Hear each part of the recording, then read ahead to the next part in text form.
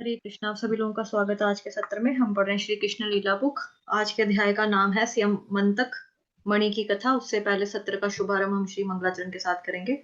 ओम अज्ञानतिमिरान्धस्य ज्ञानाञ्जनशलाकया चक्षुरुन्मिलितं येन तस्मै श्रीगुरुवे नमः। श्रीचैतन्यमनोभीष्टं स्थापितं येन भूतले स्वयं रूपः कदा मह्यं ददाति स्वपदान्तिकं। वन्देऽहं श्रीगुरुः श्रीयुतपथकमलं श्रीगुरून् वैष्णवांश श्रीरूपं साग्रजातं सहगण रघुनाथान्वितं तं सजीवं साद्वैतं सावधूतं परिजनसहितं कृष्ण चैतन्य देवं श्रीराधा कृष्णपादान् सहगण ललिता श्रीविशाखान्वितांश्च नमः ओं विष्णुपादाय कृष्णप्रेष्ठाय भूतले श्रीमते भक्ति वेदांत स्वामिन्निति नामिने नमस्ते सारस्वते देवे गौरवाणी प्रचारिणे निर्विशेष शून्यवादी पाश्चात्य देश तारिणे नमो महावदन्याय कृष्ण प्रेम प्रदायते कृष्णाय कृष्ण चैतन्य नामने गोत्रशे नमः।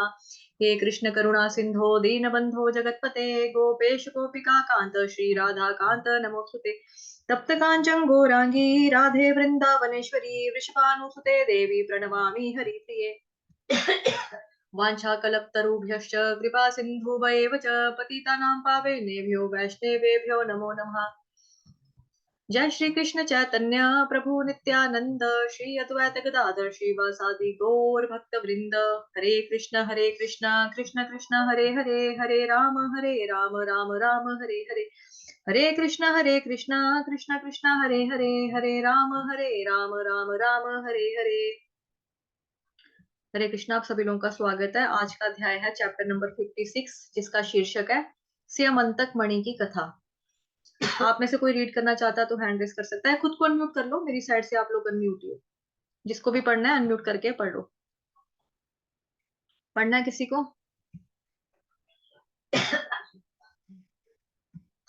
द्वारका धाम के क्षेत्र में सत्राजित नामक एक राजा था। वह सूर्य देव का महान भक्त था। सूर्य देव ने उसे स्यमंतक मणि प्रदान की थी।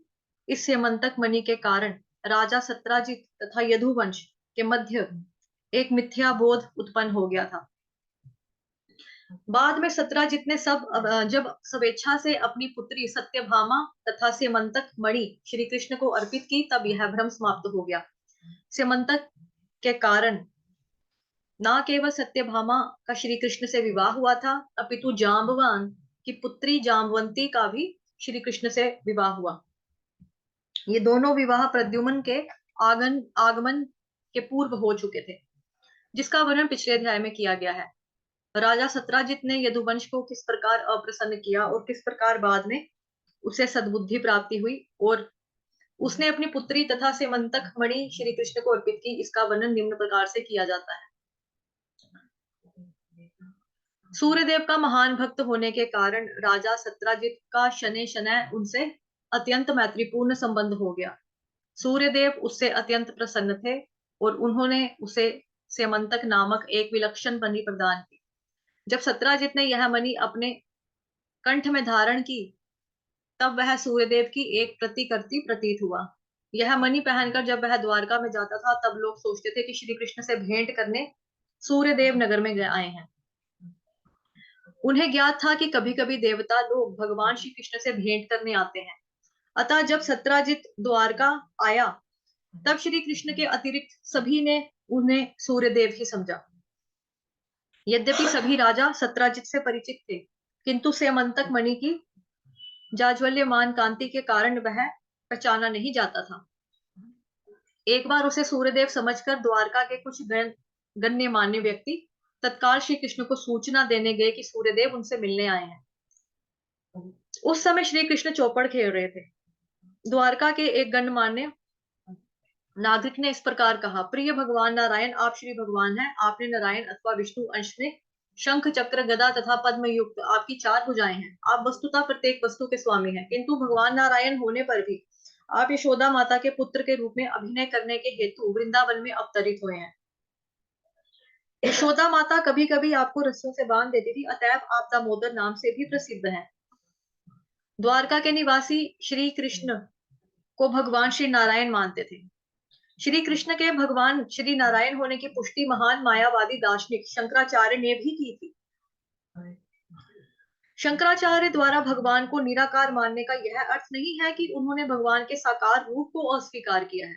उनका कहने का तात्पर्य यह था कि इस भौतिक जगत की प्रत्येक वस्तु जिसका आकार है, सृष्टि, पालन तथा विनाश की भागी होती है, किंतु भगवान श्री नारायण का स्वरूप इन सीमाओं से सीमित होने वाला भौतिक स्वरूप नहीं है।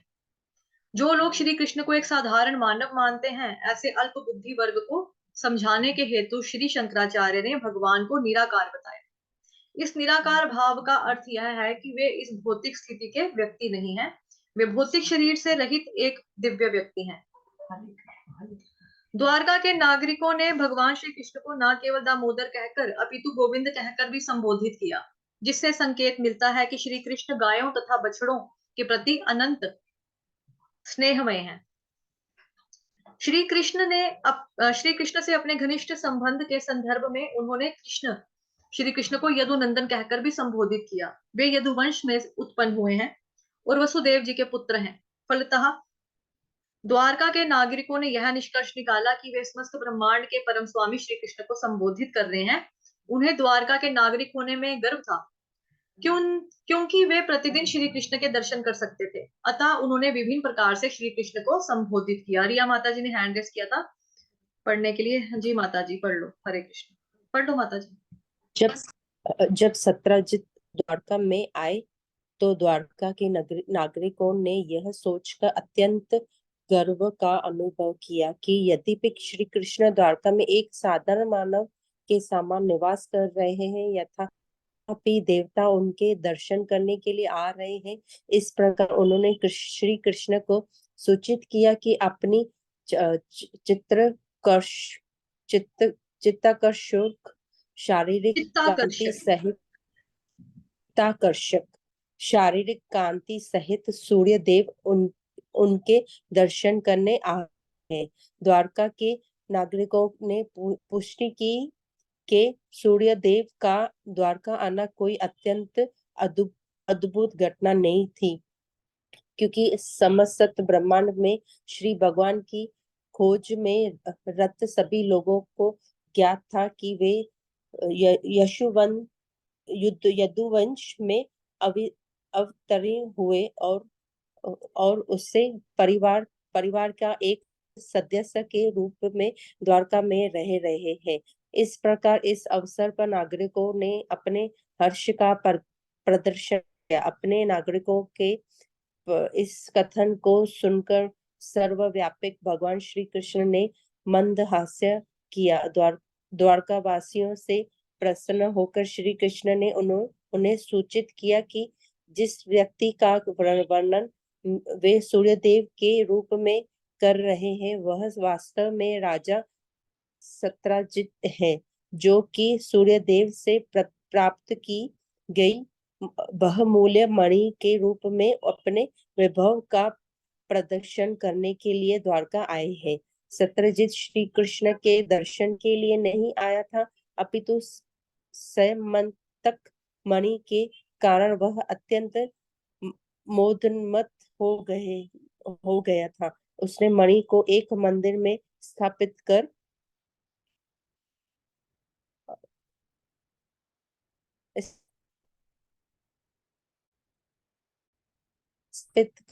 दिया और उसकी उपासना के लिए ब्राह्मणों को नियुक्त किया। यह इस बात का उदाहरण है कि किस प्रकार एक अल्प बुद्धि मानव किसी भौतिक वस्तु की उपासना करता है। भगवद गीता में कहा गया है कि अपने सकाम कर्मों के तत्काल फल प्राप्त करने के लिए अल्प बुद्धि मनुष्य देवताओं की उपासना करते हैं। देवताओं की सृष्टि इस ब्रह्मांड के अंतर्गत की गई है। भौतिकवादी का अर्थ है वह व्यक्ति जो भौतिक जगत में इंद्रियां तृप्त से संबंध रखता है। यद्यपि श्री कृष्ण ने बाद में सैमंतक मणि मांगी, तथापि सत्यजित ने वह मणि उन्हें नहीं दी। उसने मणि को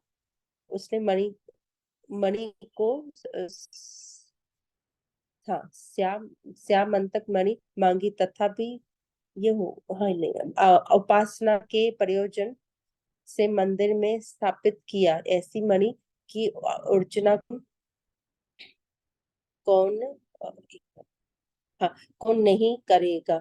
श्यामंतिक मणि इतनी सामर्थ्यवान थी कि प्रतिदिन वह विशाल मात्रा में स्वर्ण सोने उत्पन्न उत्पन्न करती थी। स्वर्ण को भार नामक माप से नाप जाता है। वैदिक नियम अनुसार एक बड़ा 16 पिंड पिंड स्वर्ण के बराबर होता है। एक मन में 82 पिंड है ना ये माता जी होते हैं। वह पाउंड मणि पाउंड पाउंड पाउंड प्रतिदिन होता है ना, जैसे लगभग करेंसी। 100 पाउंड। पाउंड। हाँ। हाँ हाँ, पाउंड पाउंड। हाँ हाँ। वह मणि प्रतिदिन लगभग 170 पाउंड स्वर्ण स्वर्ण उत्पन्न कर रही थी। इसके अतिरिक्त वैदिक साहित्य से ज्ञात होता है कि जगत के जिस किसी भी भाग में इस मणि की उपासना होती है वहां सभी कभी अकेला नहीं पड़ता है। यही नहीं, जहां भी यह मणि रहती है वहां अकाल नहीं पड़ता, महा अकाल। अकाल अकाल, हाँ ठीक है, अकाल नहीं पड़ता। यही नहीं, जहां भी यह मणि रहती है वहां महामारी अथवा व्याधि जैसी किसी भी अशुभ घटना की संभावना नहीं रहती है। श्री कृष्ण जगत को शिक्षा चाहते थे कि प्रत्येक सर्वश्रेष्ठ वस्तु देश के प्रशंस प्रमुख को अर्पित की जानी चाहिए। राजा उग्रसेन के राजवंशों के राजधारी राजधिराज था। श्री कृष्ण का श्री कृष्ण नाम भी थे। श्री कृष्ण ने सत्यजित से कहा कि वह तक मणि राजा उग्रसेन को भेंट कर दे, क्योंकि सर्वश्रेष्ठ वस्तु राजा को अर्पित करनी चाहिए। किंतु देववासक होने के कारण सत्यजित अत्यधिक भौतिकवादी हो गया था और श्री कृष्ण का आदेश स्वीकार करने के स्थान पर उसने प्रतिदिन 117 पाउंड स्वर्ण प्राप्ति के लिए मणि की उपासना। हरे कृष्णा। थैंक यू माता जी। यहाँ से विनीता माता जी पढ़ लेंगे। उपासना करने को बुद्धिमत्ता समझा। जिन्हें इतनी अधिक मात्रा में स्वर्ण प्रतिदिन प्राप्त हो सकता है, वो भौतिकवादी व्यक्ति श्री कृष्ण की भक्ति में रुचि नहीं लेते हैं। अतएव कभी कभी विशेष अनुग्रह के प्रदर्शन के लिए श्री कृष्ण किसी व्यक्ति को उसकी संचित विशाल भौतिक संपत्ति से वंचित कर देते हैं। सॉरी। इस प्रकार उस व्यक्ति को महान भक्त बना लेते हैं। किंतु सत्यजित ने श्री कृष्ण की आज्ञा को अस्वीकार कर दिया और वह मणि उन्हें नहीं दी।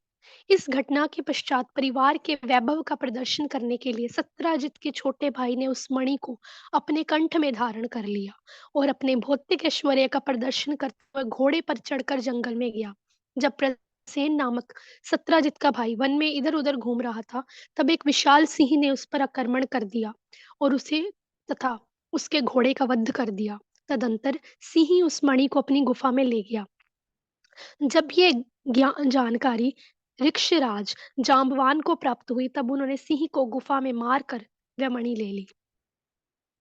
जाम्बवान रामचंद्र से ही भगवान एक महान भक्त थे।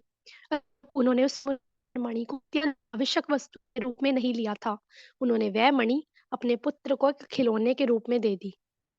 जब सत्यजित का छोटा भाई प्रसेन मणि सहित वन से नगर में नहीं लौटा, तो सत्यजित अत्यंत अशांत हो गया। उसे ज्ञात नहीं था कि उसके भाई का सिंह ने तथा सिंह का जाम्बवान ने वध कर दिया।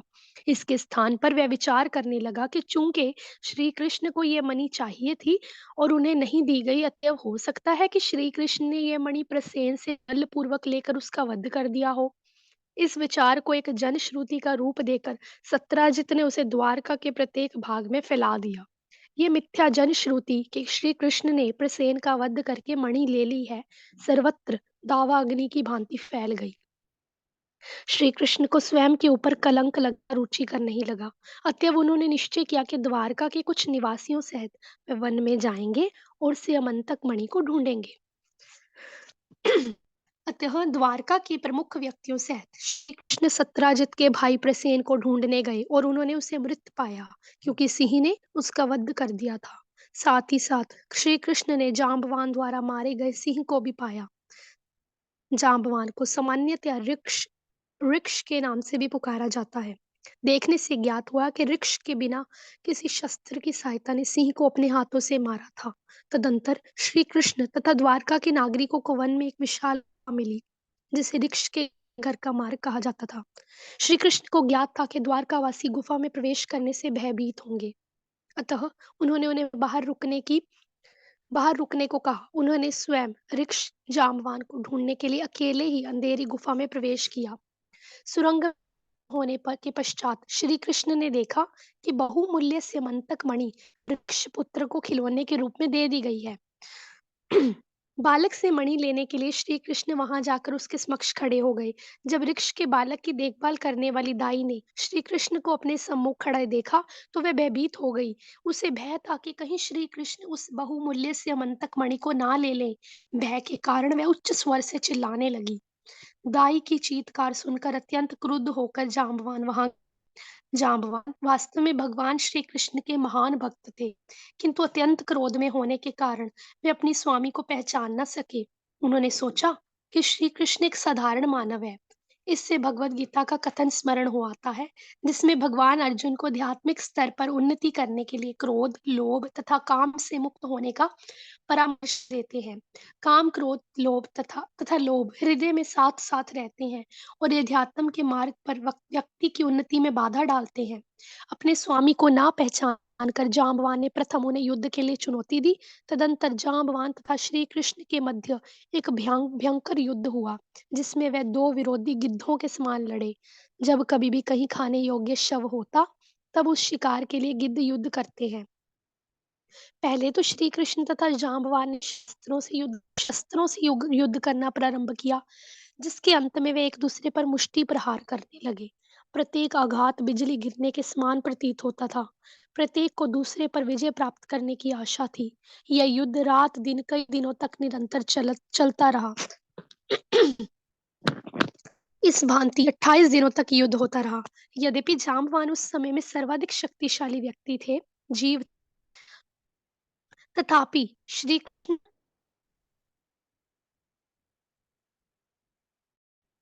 तथापि श्री कृष्ण के घूंसों के निरंतर प्रहार से उसके शरीर के समस्त जोड़ तथा अंग प्रत्यंग शिथिल पड़ गए और उनकी शक्ति लगभग शून्य हो गई।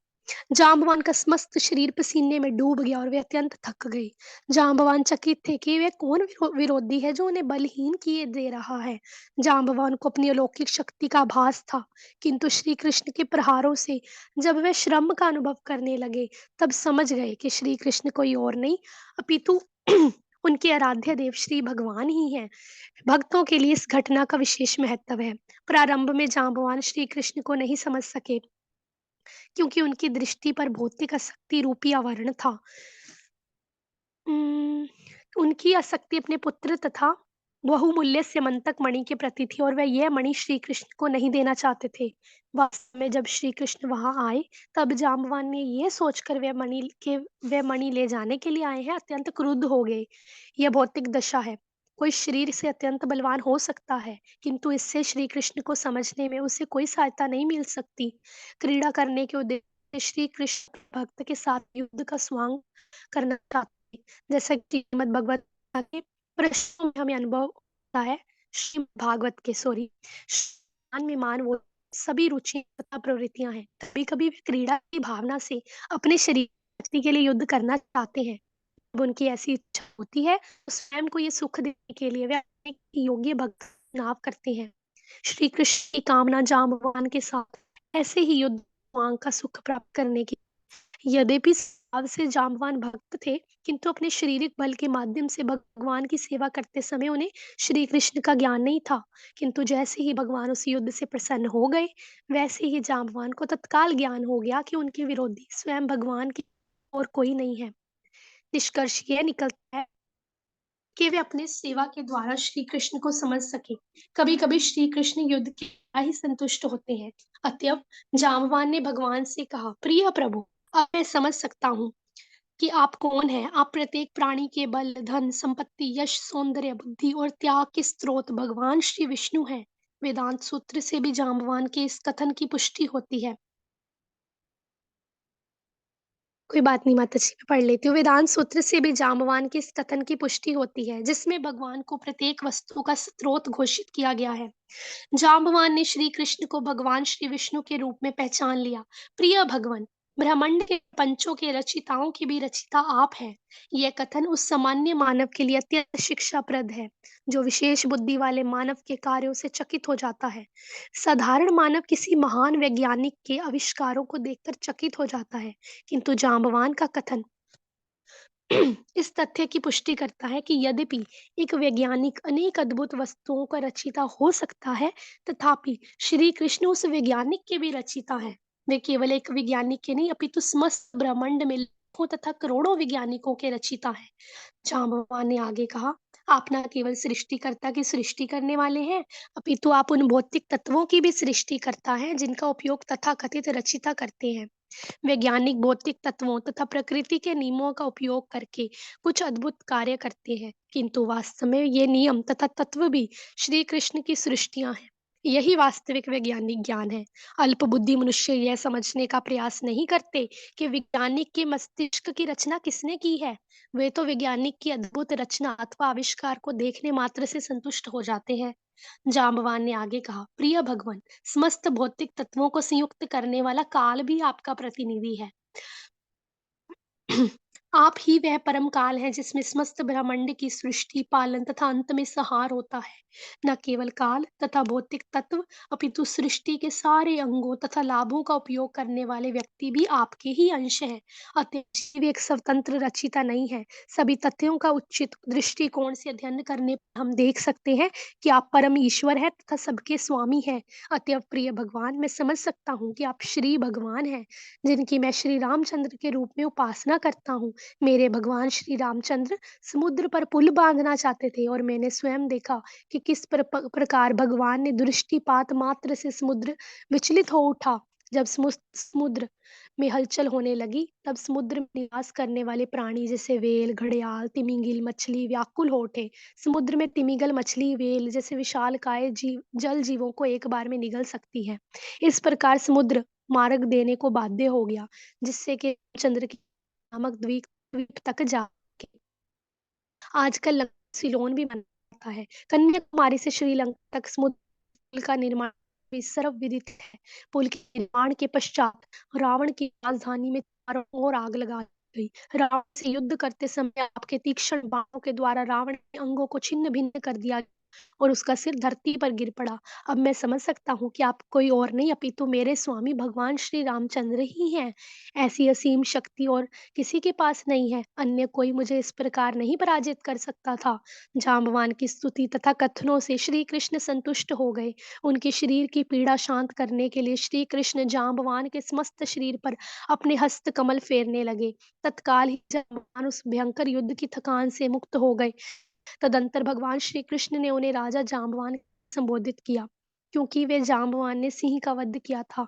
श्री कृष्ण ने जाम्बवान को सूचित किया कि वे उनके पास स्यमंतक मणि मांगने आए हैं, क्योंकि जब से स्यमंतक मणि चोरी हुई है, श्री कृष्ण के नाम को अल्प बुद्धि लोग कलंक लगा रहे हैं। श्री कृष्ण ने उन्हें स्पष्ट रूप से सूचित किया कि वे इस कलंक से मुक्ति पाने के लिए यह मणि मांगने आए हैं। जाम्बवान को सारी समझ में आ गई, और भगवान को संतुष्ट करने के लिए उन्होंने तत्काल न केवल स्यमंतक मणि दी, अपितु अपनी विवाह के योग्य कन्या जाम्बवती को भी श्री कृष्ण को समर्पित कर दिया। स्यमंतक मणि श्री कृष्ण को गुफा में प्रदान की गई। वहीं पर उनका जाम्बवती से विवाह हुआ। यद्यपि श्री कृष्ण तथा जाम्बवान के बीच 28 दिनों तक युद्ध चला, किंतु द्वारका वासियों ने 12 दिनों तक गुफा के बाहर प्रतीक्षा की। तदंतर उन्होंने निश्चय किया कि कुछ अप्रिय घटना घट गई है। वास्तव में क्या हुआ था, इसे वे निश्चित रूप से नहीं समझ सके। और अत्यंत दुखी तथा भ्रमित होकर वे द्वारका नगरी वापस लौट गए। यह देखकर नागरिक श्री कृष्ण के बिना वापस लौट आए हैं, श्री कृष्ण की माँ देवकी और उनके पिता वसुदेव जी, उनकी पटरानी रुक्मिणी जी आदि परिवार के सभी सदस्य समस्त मित्रों, संबंधियों तथा महल के वासियों सहित अत्यंत दुखी हो गए।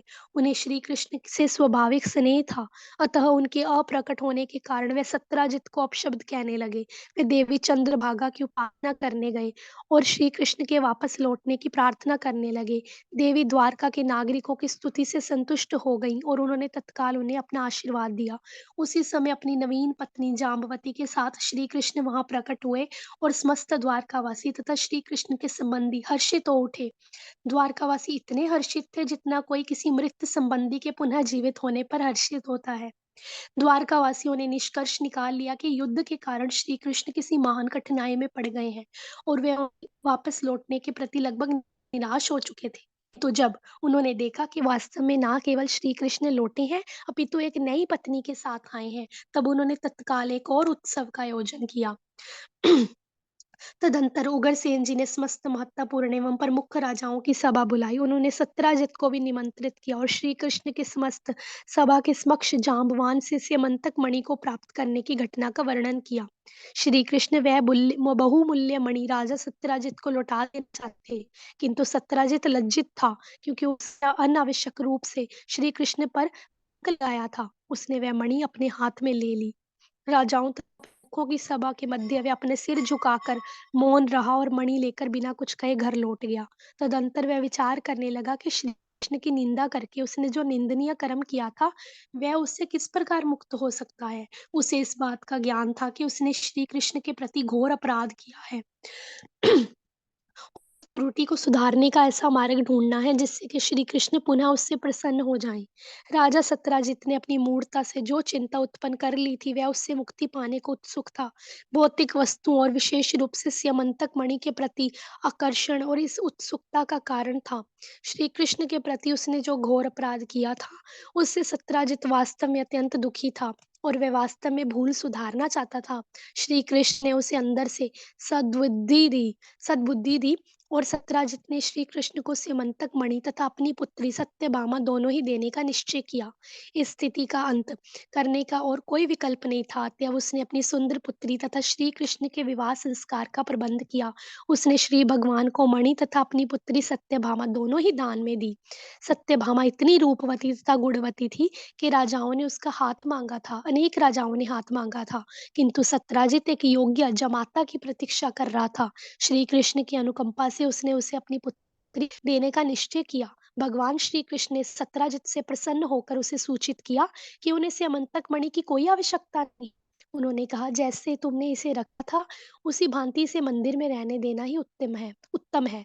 तब हम में से प्रत्येक को इस मणि का लाभ प्राप्त होगा। द्वारका नगर में मणि की उपस्थिति के कारण यहाँ दुर्भिक्ष अथवा महामारी, अत्यधिक ताप एवं शीत से होने वाले उत्पात नहीं होंगे। इस प्रकार लीला पुरुषोत्तम भगवान श्री कृष्ण के अंतर्गत स्यमंतक मणि की कथा नामक 56वें अध्याय का भक्ति वेदांत तात्पर्य पूर्ण हुआ। हरे कृष्ण कृष्ण कृष्ण हरे हरे, हरे राम राम राम हरे कृष्ण हरे कृष्ण हरे हरे, हरे राम राम राम हरे कृष्ण कृष्ण कृष्ण हरे राम राम हरे कृष्ण हरे कृष्ण कृष्ण हरे हरे, हरे राम राम हरे हरे कृष्ण हरे कृष्ण कृष्ण कृष्ण हरे हरे, हरे राम राम हरे हरे कृष्णा। हरे कृष्ण